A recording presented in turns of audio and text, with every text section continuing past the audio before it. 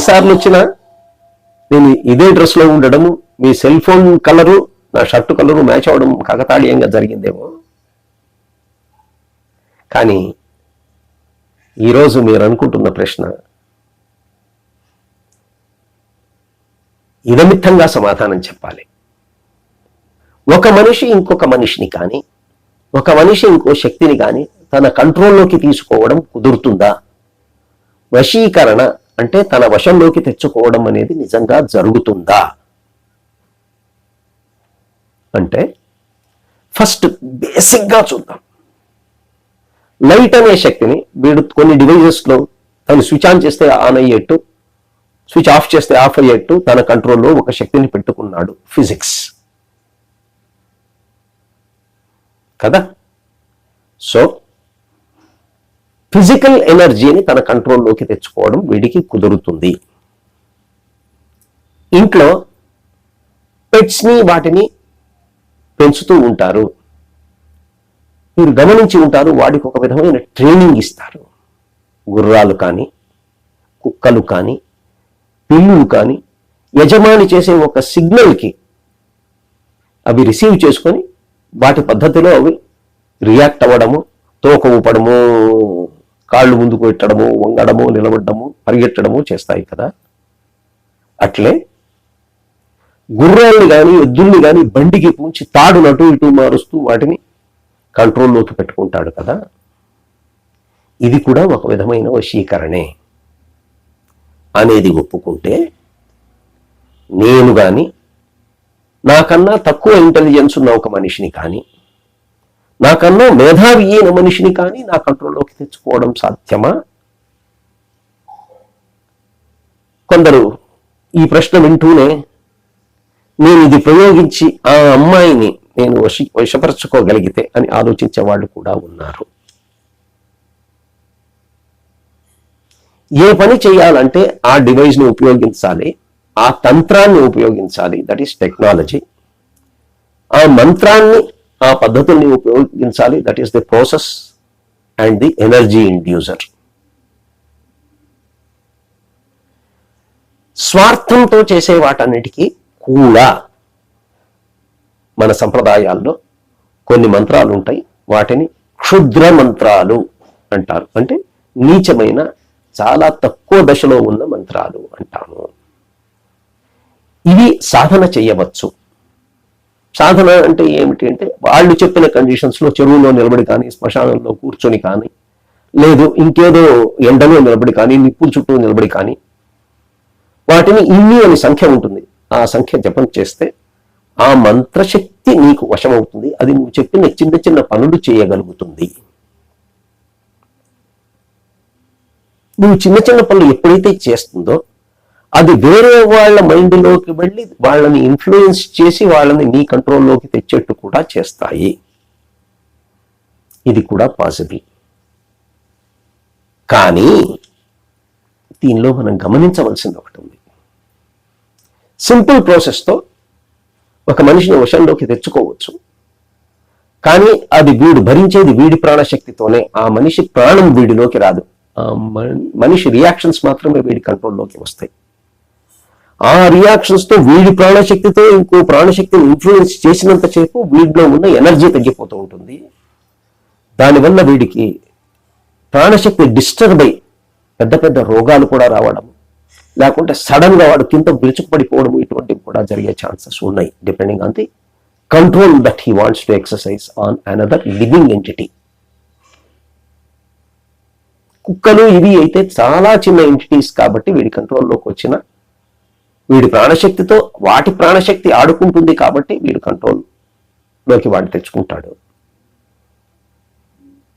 వాటితో కూడా మనం ఏదో పెట్స్ ఎంజాయ్, ఇవన్నీ సైకలాజికల్గా ఇప్పుడు పెట్స్ ఉంటే వీడు ఆనందంగా ఉంటాడు అని, కానీ వీడి లెవెల్ ఆనందము ఆ జంతువుల పరిస్థితికి దిగజారుతుంది అనేది చాలా మంది చెప్పారు.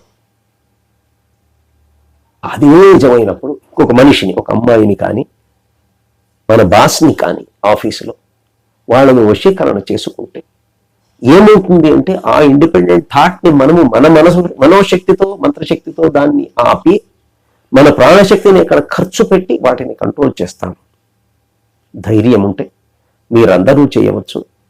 చిన్న చిన్న పద్ధతులు, ఇవి పెద్ద కాంప్లికేటెడ్ కూడా కాదు. వశీకరణ అనేది చాలా చిన్న విద్య. కుక్కకు బిస్కెట్లు వేసినట్టు మనిషికి ఆ పద్ధతిలో ఎనర్జీ పంపి బిస్కెట్లు వేసినట్టే చేస్తాము, అంతకన్నా గొప్పదేమీ కాదు. చేయగలగాలి అంటే ఆకర్షణి, వశీకరణి, ఇటువంటి విద్యలు చాలా ఉన్నాయి. ఎదుటి మనుషులు రోగాలను క్యూర్ చేసేవి కూడా కొన్ని మీరు వినే ఉంటారు. రేఖీ అని, ప్రాణిక్ హీలింగ్ అని.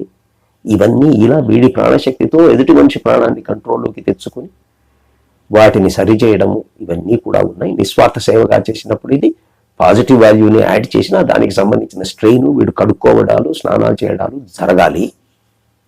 అటువంటిది ఇంకా స్వార్థంతో వీడు చేయను మొదలు పెడితే ఆ ఎనర్జీని భరించడం వీడికి నిజంగా కుదురుతుందా? లేదు, వీడు పెద్దవాడయ్యాక ఇంకేదేదో రోగాలతో బాధపడి వీటి వల్ల తెలియకుండా తాపత్రయపడుతూ ఉంటాడా అనేది జాగ్రత్త పడితే చిన్న చిన్న మంత్రాలు ఏవి సాధన చేసినా అవి మన కంట్రోల్లోకి వస్తే వశీకరణం అనేది సాధ్యము. బేసిక్గా మన చుట్టూ జరిగే చిన్న వశీకరణంలో మీరు గమనించేది ఏంటి అంటే హిప్నాసిస్ అని గమనించారు. వాడి కాన్షియస్ని సగము నిద్రాస్థితిలోకి తీసుకువెళ్ళి వాడి ప్రాణశక్తిని వీడి కంట్రోల్లోకి తీసుకుని వాడి లోపల ఉన్న సీక్రెట్స్ అన్ని రాబడతారు. ఇది హిప్నాసిస్తో సాధ్యము. ఇంకొకటి లై డిటెక్టర్ ఇంజెక్షన్స్ అని మీరు చూశారు. అవి ఆ మనిషికి ఇస్తే వీడు అడిగిన ప్రశ్నలకు వాడు దాచుకోలేకుండా సమాధానం చెప్పగలుగుతాడు. ఆఫ్టర్ ఆల్ కెమికల్స్కి వీటికే ఇంత శక్తి ఉంటే మంత్రాలకు ఉన్న శక్తితో పోలిస్తే ఇది చాలా తక్కువ. కాబట్టి ఆ మంత్రాలు తెలిసి వాటి పద్ధతిలో సాధన చేసి వీడి ప్రాణశక్తిని వాటి గురించి, తన స్వార్థం గురించి ఆ లెవెల్లో ఖర్చు పెట్టదలుచుకుంటే వశీకరణ ఎవరైనా చేయవచ్చు. అది పెద్ద గొప్పదేమీ కాదు. కానీ జాగ్రత్తలు పాటించాలి. ఎందుకంటే స్వార్థం పెరిగితే జాగ్రత్తల గురించి మర్చిపోయి తప్పులు చేస్తుంటాము. కాబట్టి ఇతరుల మంచికే వాడేటైతే వశీకరణ కూడా నేర్చుకోవచ్చు, తప్పు లేదు. ఇవి మంత్రప్రయోగాలు అనేటివి మీరు దక్షిణ కర్ణాటకంలో కానీ, ఎందుకు మధ్య కర్ణాటకంలో కూడా మూకాంబిక అమ్మవారి దగ్గర కూడా ఇటువంటివి కొంతమంది చూపిస్తారు. కానీ కేరళలో కొన్ని ప్లేసెస్, చోటానిక్కర, ఇటువంటి ప్లేసెస్కి వెళితే మనకు ఆ తంత్రాల్ని బాగా వాడే బ్రాహ్మణులు కూడా కనపడతారు. వాళ్ళని అడిగితే మనకు నేర్పరు. కానీ వాళ్ళు భోజనాలు పెట్టేటప్పుడు కానీ, ఏమన్నా ఇచ్చేటప్పుడు కానీ ఉప్పు వేయకుండా ఆ ఆకులో ఆ వైబ్రేషన్స్ రాకుండా జాగ్రత్త పడి మిమ్మల్ని వాళ్ళ కంట్రోల్లోకి తీసుకునే ఛాన్స్ కూడా ఉంది. అందుకే అక్కడ వాళ్ళు ఏం చెప్తుంటారంటే భోజనం పెడితే నువ్వన్నా ఉప్పు తీసుకుని వెళ్ళి ఆకులో ఉప్పు వేసుకో, లేదంటే ఎదురుగా ఒక ఉల్లిగడ్డ ఆకు బయట పెట్టు. ఇటువంటివన్నీ ఉన్నాయి. వీటన్నిటిని వాళ్ళు మనల్ని కంట్రోల్లోకి తీసుకోకుండా, దూరం నుంచి మన మీద ఆ శక్తిని ప్రయోగించి మనల్ని ఇబ్బంది పెట్టకుండా ప్రివెంట్ చేసుకోండి అని అక్కడి వాళ్ళే చెప్తూ ఉంటారు. అంటే అక్కడ ఈ ప్రాక్టీసెస్ చాలా విస్తృతంగా ఉన్నాయన్నమాట. ఏదో కాంతారా లాంటి సినిమాల్లో చూసి అవి అనుకోకూడదు. అటువంటి శక్తులు నిజంగానే ఉన్నాయి. చిన్న చిన్న దేవతలు మనకిప్పుడు ఎలా అయితే పోలేరమ్మ, మైసమ్మ అని చిన్న చిన్న దేవతలు ఉంటారో అలానే ప్రతి చోట చిన్న చిన్న దేవతలు ఉన్నారు. వాళ్ళల్లో కొందరు మామూలు దేవతలు, వాటికి ప్రాణప్రతిష్ఠ అంతగా అక్కర్లేదు, చిన్న ఎక్స్ప్రెషన్తోనే అవి పలుకుతాయి. కాబట్టి ఆ శక్తుల్ని అట్లా వశం చేసుకుని వాటిని వేరే వాళ్ళ మీదకి ప్రయోగించడం అనేది మనం చాలా వీటిల్లో చూస్తుంటాము. అందుకే లలితా ఉపాసకులు ఎక్కడైనా ఉంటే వాళ్ళు ఊరికే బొట్టు పెడతారు. అక్కడ వీటికి బొట్టు పెడితే వాళ్ళు ఎంత పెద్ద ప్రయోగం చేసినా లలిత ఉన్న చోట ప్రయోగాలు పనిచేయవు అని చాలామందికి తెలుసు. కాబట్టి అందుకే మన పెద్దవాళ్ళు చెప్తారు బొట్టు పెట్టుకో అని. బొట్టు పెట్టుకో అంటే ఉట్టి భూమధ్యంలో ఆ సూర్యుని ఆ ఎర్ర రంగు ఉన్న బొట్టును పెట్టడం వల్ల ప్రయోగాల్ని, నెగటివ్ ఎఫెక్ట్స్ని కూడా అధిగమించవచ్చు అనే శాస్త్ర దృక్పథంతోనే మన వాళ్ళు ఇటువంటి చిన్న చిన్న ప్రాక్టీసెస్ పెట్టారు. కాబట్టి గమనించి మనం ఒకరిని వశం చేసుకుందామా, చేసుకుంటే మనకు ప్రపంచానికి మంచిదవుతుందా అనే ఆలోచన చేసి తర్వాత చేస్తే బాగుంటుంది. చిన్న చిన్న సరదాల కోసం, చిన్న చిన్న అట్రాక్షన్స్ కోసము ఇవి చేస్తే వీడి ప్రాణశక్తికి వీడు తెలియకుండా హాని చేసుకుంటాడు. ప్రాణశక్తి వీక్ అయితే శరీరాన్ని భరించలేని స్థితికి వస్తుంది, శరీరం రుగ్మతల్లోకి లోనవుతుంది. కాబట్టి అతి తీవ్రమైన స్పందనలు వీడి కంట్రోల్ లేకుండా కలిగితే క్యాన్సర్ లాంటి డిసీజెస్ కూడా దారి తీయవచ్చు. కాబట్టి జాగ్రత్తగా ఉండి చేయడమే కరెక్టు. కానీ ఇది చేయవలసిన అవసరం లేదు, ఎందుకంటే భగవంతుడు ఎవరెవరికి ఎంతెంత అవసరమో ఏమేమి అవసరమో అవి ఆటోమేటిక్గా ఇచ్చారు. కాబట్టి కృత్రిమమైన క్షుద్రమైన ప్రయోగాల జోలికి పోకుండా ఉండడమే మానవులకందరికీ శ్రేయస్కరం. ఇది గమనించండి.